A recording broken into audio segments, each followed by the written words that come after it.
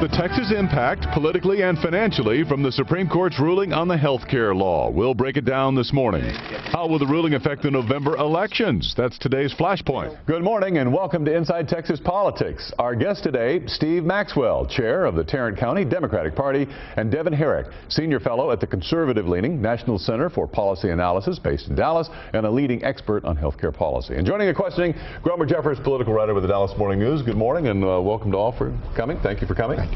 Well, let's start out first of all with the Texas impact, and there are some large issues still out there we want to talk about. The individual mandate, as we know, is a form of a tax for not taking health insurance, is upheld and will potentially affect all Texans. So there's this stick out there. So what's the impact? We'll start with Steve. Will Texas businesses and individuals buy the coverage? Will they go ahead and expand the number of folks who will be insured in Texas? Well, we certainly hope so. I mean, obviously, that's the idea. The more people that we bring into this, the better it functions, the better it works. Now, there's going to be pushback. Clearly, we're already hearing that. You know, a lot of small businesses will have the perception from the outset, this is going to be too expensive for us. We can't do this.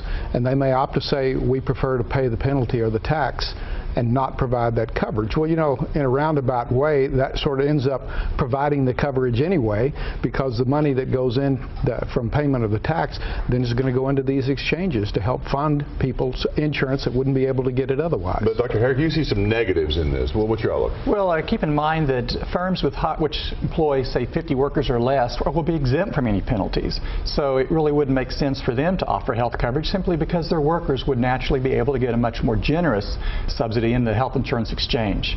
And those firms that do pay the penalty of $2,000 per individual, well, their worker may be able to, with the same income, for example, someone making $32,000, $33,000 a year for a family of four, may get a $10,000, $12,000, $13,000, $14,000 per year subsidy by buying health insurance in exchange, whereas they may only get a $2,000 or $3,000 tax subsidy for having health insurance through their job. So really, any employer that wants to be competitive would find a way to quietly drop their health plan, pay the penalty, and just direct their workers to the exchange. And that's really not good for taxpayers, and it's not good policy, I'm afraid. I talked to a businessman the other day, and he said he was looking at paying an extra $100,000 you know, when the health care law took effect. Are we going to see, and you just alluded to this, the end of employer-sponsored health care?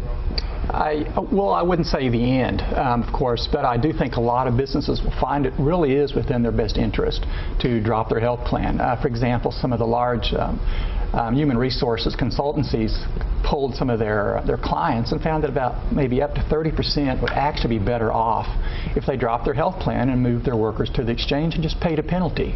And so, yeah, I mean, what we think will happen will be a stratification of the labor force. High-wage firms, you know, those, say, law firms and accounting firms and firms that hire a high proportion of high-wage workers, yeah, they'll continue to offer health coverage just like they always do because their workers want that. But if you're a janitorial service, all your workers would qualify for a much more generous health plan in exchange and with the government subsidies. And so I think you'll see a lot of firms quietly maybe split up and form other firms which are low wage, getting there with no health plan, maybe the high wage firms that have health plans. Let me have Steve jump in here. What's your response to that? Because the president all along has said, well, if you have health care through your employer, nothing will happen. But what Dr. Herrick is saying is, yes, it may happen, and that you'll lose and you'll be tossed into the exchange. Well, clearly there are a lot of unanswered questions about this, but here's the reality. This is the real world reality. Lots of employers have been dropping health insurance coverage anyway over the last several years. It's gotten more and more expensive. It's more and more difficult to provide the same benefits. Now we're going to be looking at what other options are out there.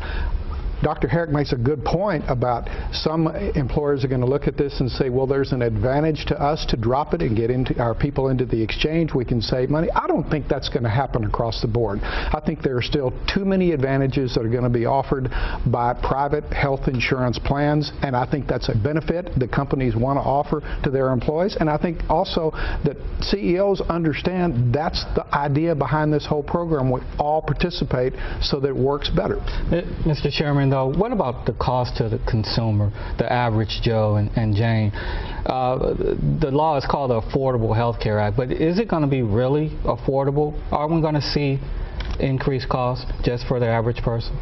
I don't think we're going to see increased costs. I think in the short term, you will see increased costs, but it is a short-term process only, because look at it like this.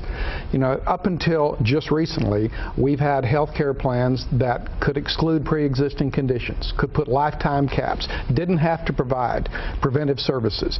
Now all of a sudden you're getting people into the mix who have health problems, pre-existing conditions. They're having to provide services they haven't done before. Now that in the short term runs up the cost. We know that's going to happen. Well, let me have Dr. Herrick respond. What about the affordability? Do you see affordability in this exchange which will be set up in Texas either by the state or the federal government? Well, I really don't, and the reason is the health care policies that will be sold in the exchange have a lot of mandated benefits. For example, you'd mentioned there's a ban on lifetime caps on benefits. There's a ban on annual caps on benefits. There will be required all manner of mandated benefits like preventive care, which isn't necessarily preventive. It's just, if you get a mammogram at a certain age has been found to reduce, mortality, but it still has a cost, and that may be a cost that is well worth making.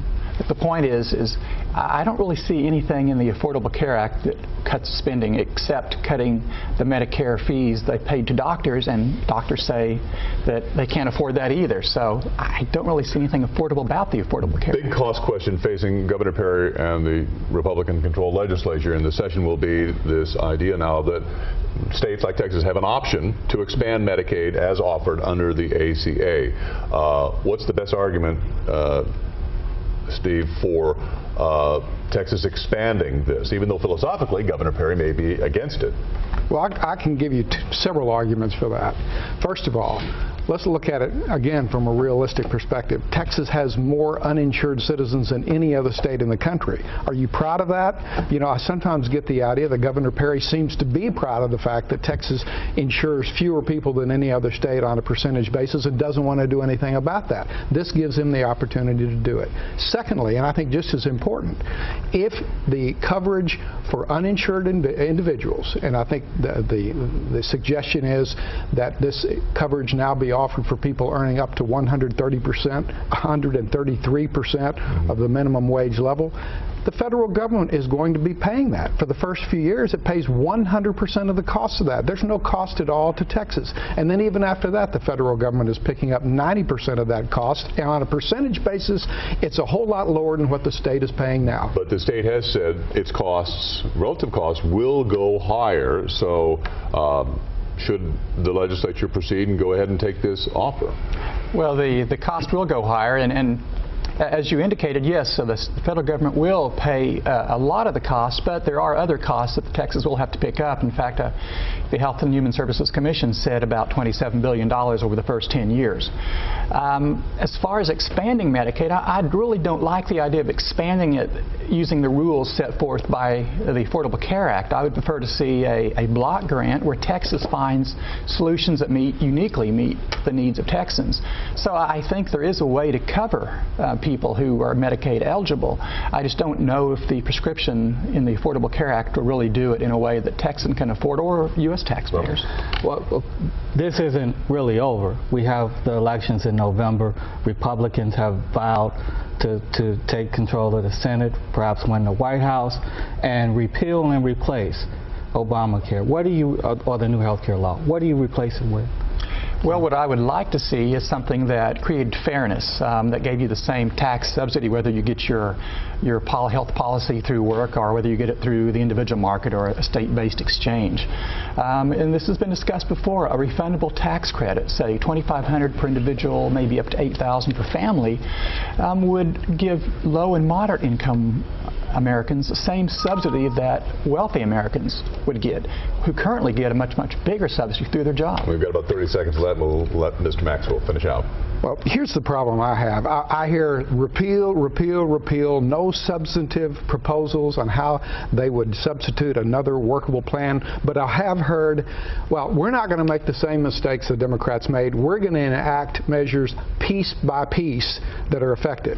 Well, I'm afraid I'm not following that, because what I'm hearing is piece by piece basically means the systematic bankruptcy of the working class for American citizens, because that's what's happening with the system as it exists right now. The Obamacare plan is the very first time this has ever been addressed in a way that offers meaningful, affordable health care. And you got to sell that, though, to the American people by November, or you risk losing, right? Indeed, we do. All right, we're out of time. Thank you very much, Mr. Maxwell and Dr. Herrick, for joining us today and talking about a very complex, as Gorman says, ongoing topic, which will be with us a long time. Thanks very much.